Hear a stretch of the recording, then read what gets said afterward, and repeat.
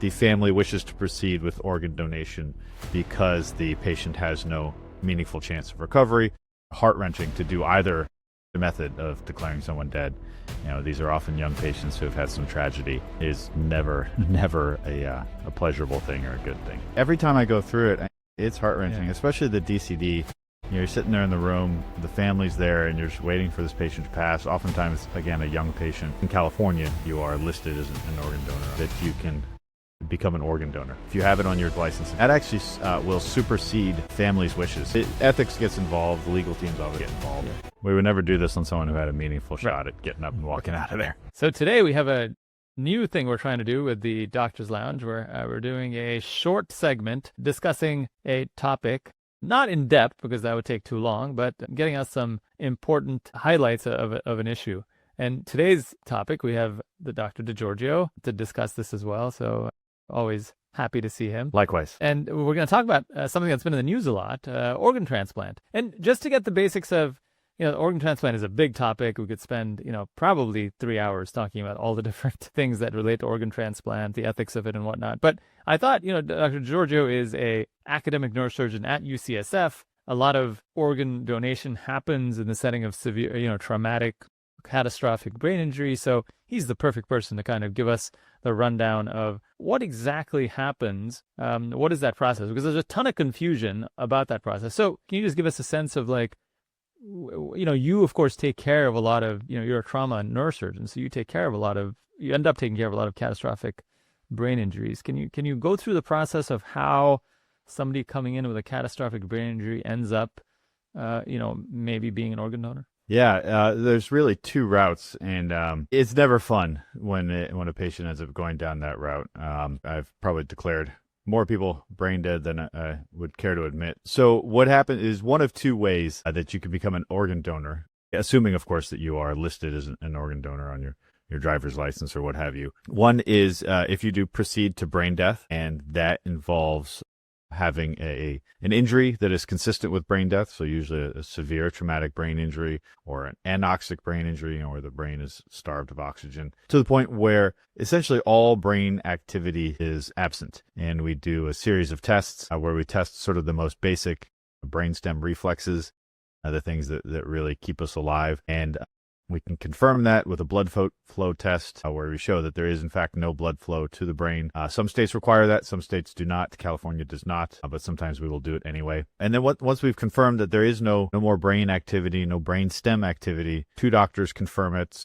Certain physiologic conditions must be met to make sure there's no confounding medications on board, that it's not because the patient has some sort of deranged metabolic disease that could be masking brain function. Once that happens, then the patient is legally dead, despite their heart still beating and them still being on a respirator that's breathing for them. And once they are legally dead, then the organ procurement team can take over if they're an organ donor. The other way they can do it is in patients who are not technically brain dead. They still have some brain function left, but the family wishes to proceed with organ donation because the patient has no meaningful chance of recovery, may have been what was in their goals of care or their living will, etc. And what happens then is we do what's called donation after cardiac death, where the patient is taken off life support, they are allowed to pass, and then once their heart stops beating, they are declared dead, and then they're taken down to the operating room, and they are able to harvest what organs they can. Typically, you can't get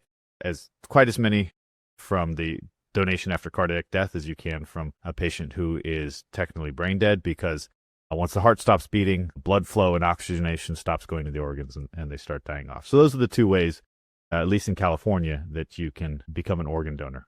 There's this notion that there's a lot of pressure on people that are in the hospital, the caregivers, the doctors who are in the hospital, that there's a lot of pressure on you to have more organ donors available. Do you feel that? Is that something? I don't. I mean, the organ procurement teams are there. They're present when they know a patient may be heading to brain death. How does the organ procurement team get involved? Now, so a patient comes in with some type of some type of injury. You're the attending you see the patient with the team, and you make some judgment about them having a catastrophic injury, and perhaps on their exam that morning, they have limited brain function or whatnot, or no brain function. How does the organ procurement team get involved? When do they get involved? Yeah, and they'll usually get involved pretty early. A lot of it is, if we take the patient for surgery, by the next day, if it looks like it might be a bad outcome, they'll get involved pretty early. I believe it's actually the hospital that reached out to them. I've never actually personally reached out to the organ procurement teams, and so they're present, but there's really no pressure. Out to them. How do they? Do you know who reaches out to them? I believe it's the hospital, but no, I don't know personally whose job it is to dial them up. It's something I never have to do. Right, and that's with. I mean, you would not want any type of communication really between somebody who's actually taking care of an ill patient and the team that is doing organ procurement. So that it's a pretty strong wall between those two, between the caregiving team and the team that would do it. So usually they're called by not generally folks that are on that care team. They're not the ones that are triggering that call. Do you know who is or is not an organ donor when you're taking care of patients? We don't. Yeah, and it's interesting in certain states. So in California, you are defaulted to be an organ donor. So most Californians who when they register have their driver's license are defaulted to organ donors. Unless you have the foresight of taking it off, then you are an organ donor, and that actually will supersede families' wishes in California. So if family says we don't want them to donate, if you have it on your driver's license in California, that will actually supersede the family wishes. The organ procurement company can say, no, it doesn't matter what you want. The patient that has consented to it by having it on their driver's license. So it is a state that is fairly favorable legally for the organ procurement teams.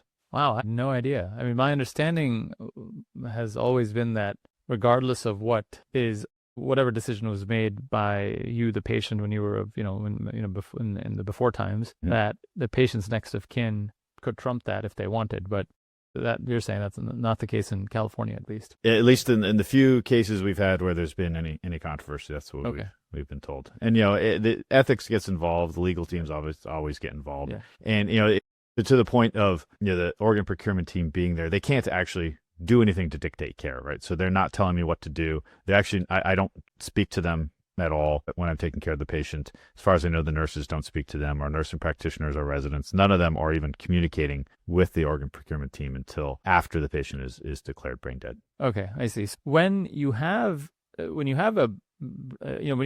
death that you're declaring, do you find there to be much ambiguity on the brain death side of things? No, I've never had any ambiguity. I mean, we get imaging. We do pretty highly advanced neuromonitoring at UCSF. We put depth electrodes in to measure brain function. We put brain oxygenation probes in. We get a lot of advanced imaging. I've never had any ambiguity. I mean, it's pretty clear. Okay.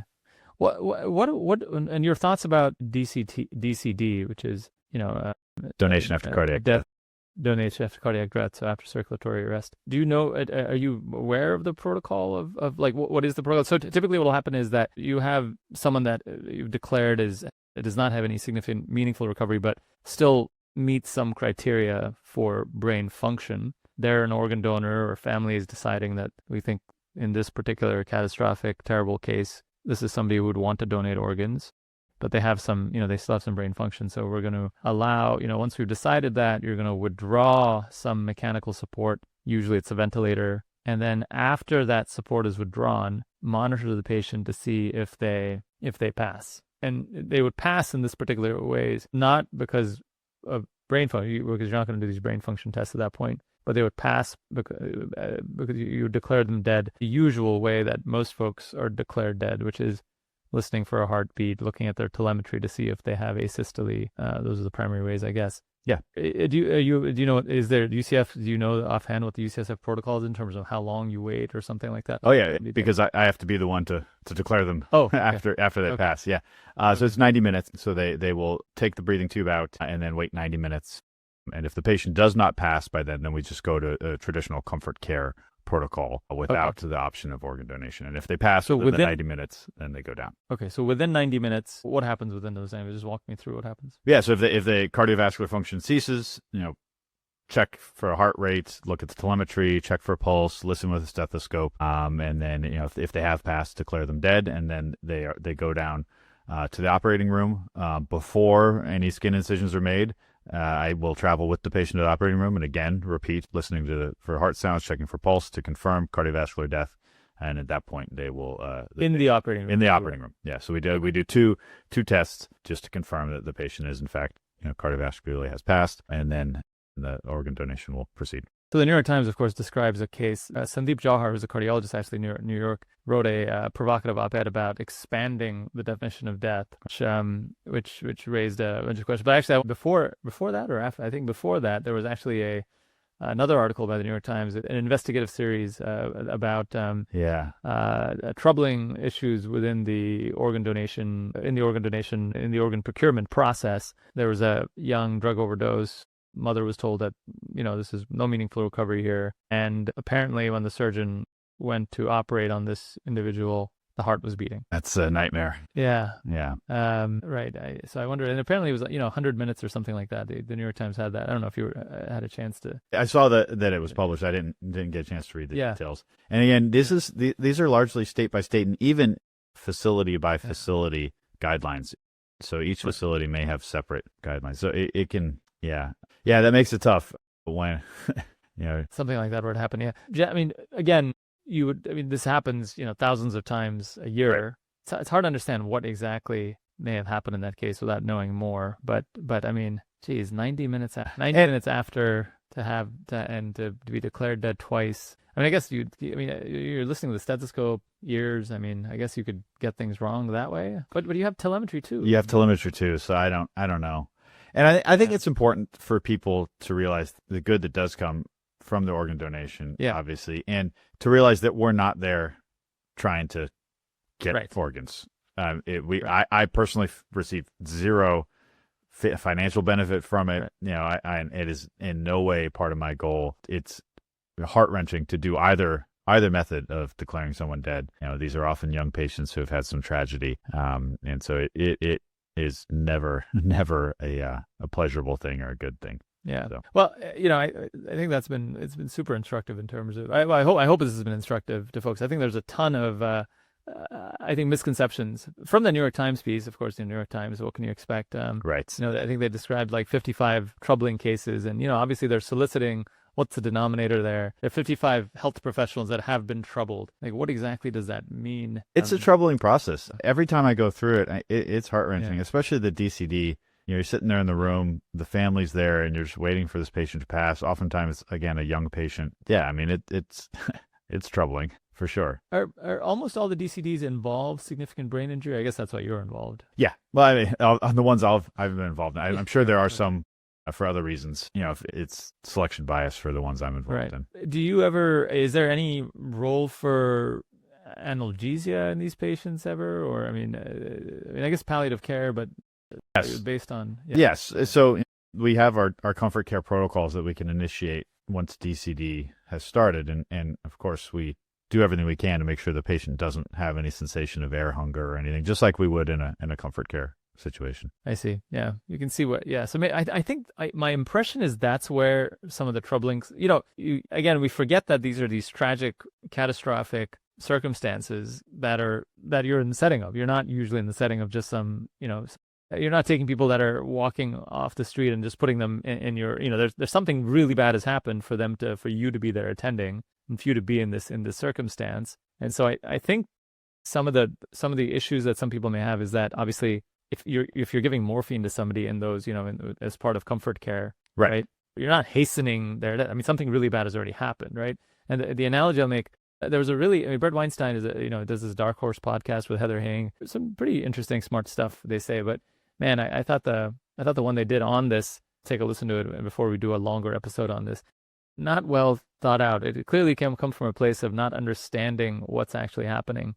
And part of that is it's interesting. They make somewhat of an analogy or make somewhat of a comparison to what happens when a dog when some pet has something terrible and you take them to the vet. Yeah, of course, in those circumstances, right, the humane, ethical thing that we're doing from a pet standpoint, and again, something really bad has happened. You're not taking Skippy, who's like jumping around and taking the 2-year-old puppy, right? Yeah. Let's give them this cocktail of stuff to put them to sleep. No, something really bad has happened. They've been run over by something, or it's a horrendous thing. Yeah. From a pet standpoint, it's like traumatic. And then there, in that case, they're actually giving these folks something to die, giving these pets something to die. Here, they unfavorably compare that to the fact that in these circumstances that you and the hospital teams and us are presented with are somehow doing something where there may be ambiguity about what's happening here. And I don't know that that's quite reflective of reality. We would never do this on someone who had a meaningful shot at getting up and walking out of there. Yeah. Right. So, all right. So this is. I hope people found this useful. We're definitely going to do a longer episode on this, so I don't mean to be dismissive of many of the real stuff that really needs to be delved into and should be given a great deal of respect, because it's certainly a difficult topic. But I hope folks found this meaningful. Thanks, Anthony. Thank you, Anish.